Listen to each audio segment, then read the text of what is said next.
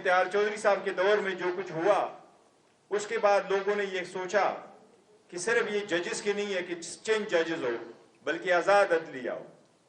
26वीं तरमीम को ख़त्म भी कर दे, जो सबसे ज़्यादा मुतनाज़ है। आज़ाद अदलिया की राह में बड़ी रुकावट है, बट पाकिस्तान की अदलिया हमेशा से मुतनाज़ रही है।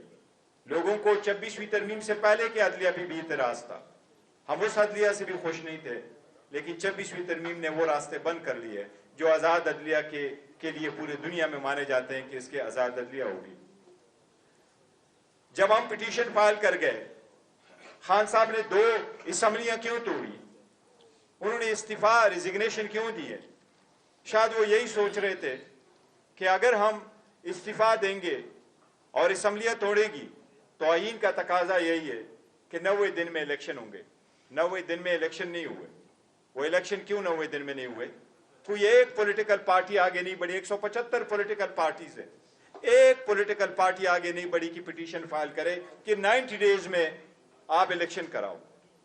कोई एक वकला की तहरीक हमारे साथ नहीं आई कि आप करो। सिर्फ एक पिटीशन थी, वो पीटीआई की थी और कोई तहरीक नहीं थी। जब सुप्रीम कोर्ट का ऑर्डर आता रहा, फिर इन्फोर्स करने के लिए गए तो कोई भी नहीं आया। मैंडेट हमारा चोरी हुआ, लेकिन हमारे साथ बाकियों ने भी तो कहा कि मैंडेट उनका भी चोरी हुआ।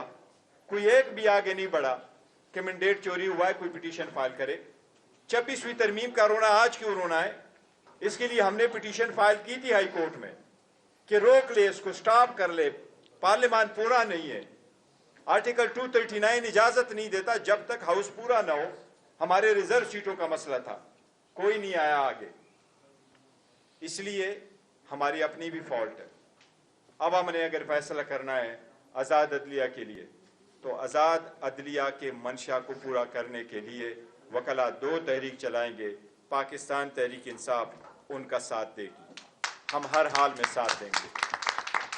आज हर पाकिस्तानी की ज़रूरत है कि अदलिया आज़ाद हो, और हमने कभी नहीं कहा कि उसमें किस किस्म के जजेस हो। हम कहते हैं उसमें इंडिपेंडेंट जजेस हो, वो जिसके भी है, और इंडिपेंडेंट जजेस हो तो अदलिया मजबूत होगी, अवाम को उनके हकूक मिलेंगे, और अवाम को मजबूत पार्लियामान तब होगा जब अदलिया मजबूत होगी। लेकिन अदलिया का पे चेक इन बैलेंसेस प्रोवाइड करना भी ईवान का ही इस्तेहकाक है। अगर ईवान मजबूत नहीं है, ईवान कमजोर है, ईवान में मैंडेट वाले लोग नहीं बैठते, तो नहीं होगा। इंडिया के साथ कंपेयर करो, वो जंग हार गए हमसे, लेकिन हारे हुए जंग के साथ भी जिस तरीके से उन्होंने अपने ईवान में बातचीत की, हम जंग जीत की भी इतनी बात नहीं कर सके जितनी बात उन्होंने ईवान में की है। ये जमहूरियत का कुछ ना कुछ तो बेहतर होगा दुश्मनी से ही। इंडिया में वोट हुए, 1 अरब 45 करोड़ की आबादी है, 55 लाख वोट मशीन इस्तेमाल हुए, 65 करोड़ वहां 61 करोड़ लोगों ने वोट दिया, 31 करोड़ औरतों ने वोट दिया, 15 लाख के पोलिंग स्टेशन थे, 542 सीटों के लिए वोट काउंट हुए, लेकिन सिर्फ 79 कंस्टिट्यूएंसी पे पिटीशन फाइल हुई और वो पिटीशनों का फैसला हो चुका है। पाकिस्तान के 266 कंस्टिट्यूएंसी के लिए वोट हुआ है नेशनल असेंबली के, और 350 इलेक्शन पिटीशन पेंडिंग है। अभी तक उनमें से किसी एक का भी फैसला नहीं हुआ। तो कोई एक इंस्टीट्यूशन भी नहीं कर रहा। 1990 से इंडिया में इलेक्ट्रॉनिक मशीन से वोट फैसले हो रहे हैं। 6 स्टेजेस पे उनका फैसला हुआ। सुबह एज इट इज बैठे जिस तरह हम बैठे हैं, 8 बजे उन्होंने अपने कंप्यूटर खोले, 55 लाख वोटिंग मशीन इस्तेमाल हुई है इंडिया में, 15 लाख उनके पोलिंग स्टेशन थे, 61 करोड़ वोट पोल हुआ है। उनमें से तो किसी ने नहीं कहा कि कोई गलत हुआ है। 8 बजे बैठे, 5 बजे तक लोगों को पता चला किसकी हुकूमत है। कोई सिस्टम तो पुट कर गए। वो इलेक्ट्रॉनिक मशीन 1990 से इस्तेमाल कर रहे हैं, हमारे पास 2024 में भी नहीं थे। अगर ये तरीका रहा, मैं वकला तहरीकों से पूछूंगा कि कौन सा वकला तहरीक है जो आज गया हुआ है कि इस वक्त इलेक्शन कमीशन के जो मेंबरान साहिबान बैठे हैं या चीफ इलेक्शन कमिश्नर बैठा है, विदाउट ड्यू रिस्पेक्ट, वो तो जो 25 जनवरी 2025 को टेनेवर खत्म हो चुका है, कौन गया है कि ये प्रोसेस तो इनिशिएट करे? हम तो पिटीशन फाइल कर चुके हैं, आज तक फैसला नहीं हो रहा। کیا وہ فیصلہ چیف جسٹس کے سامنے تھا جس کا نہیں ہو رہا تھا؟ کون سا جج تھا جس نے صحیح ضمیر کا فیصلہ دیا؟ افطار چودھری صاحب کو ہم سروں پہ بٹھا کے لے کے آئے، کیا قوم بعد میں اس سے خوش تھی؟ نہیں۔ ہم نے کیا کرنا ہے؟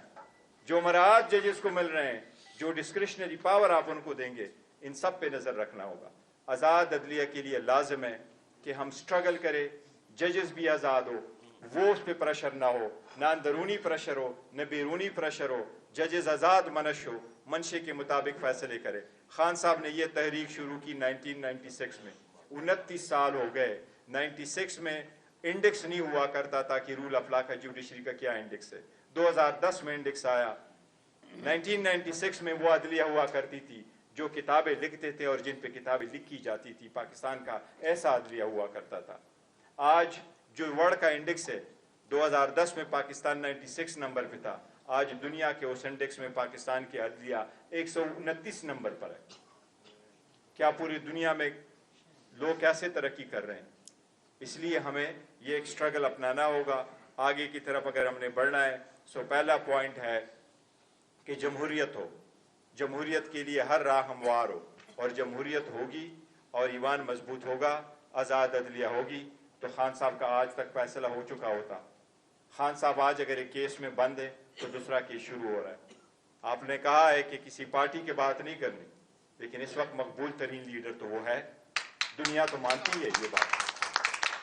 پاکستان پیپلز تحریک انصاف دنیا کی چھٹی بڑی پولیٹیکل پارٹی ہے، 90% اس وقت سپورٹ ہمیں جنرل پبلک کا حاصل ہے۔